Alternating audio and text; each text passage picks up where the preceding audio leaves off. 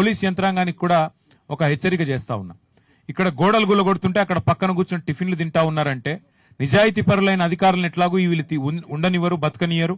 హబీబుల్లా ఖాన్ ఎట్లయితే తీసి పారేసినారో మరి మాకు కూడా గతి పడుతుందని చెప్పి కొంతమంది పోలీసులు కూడా ఇవాళ వీళ్ళ అరాచకాలకు వంత పాడుతున్నారు, అరాచకాలకు మద్దతు పలుకుతున్నారు. ఆ అధికార యంత్రాంగానికి నేను హెచ్చరిస్తా ఉన్నా, 2-2.5 ఏళ్లలో మళ్ళీ మా గవర్నమెంట్ వస్తుంది. ఈ అక్రమాలకు ఎవరు అండగా నిలబడ్డా, ఇట్లా పేద ప్రజల్ని, ఇట్లా మధ్యతరగతి ప్రజల్ని, ఇట్లా రాజకీయ నాయకత్వంతో సంబంధం లేని వాళ్ళని ఎట్లా పడితే అట్లా ఆడుకుంటాం, ఎట్లా పడితే అట్లా చేస్తాం, దానికి మేము రేవంత్ రెడ్డికి, పొంగులేటి శ్రీనివాస్ రెడ్డికి అండగా నిలబడతామంటే మీకు తప్పకుండా మీ డైరీలో రాసుకొని పేర్లు మీ అందరికీ కూడా వదిలిపెట్టము.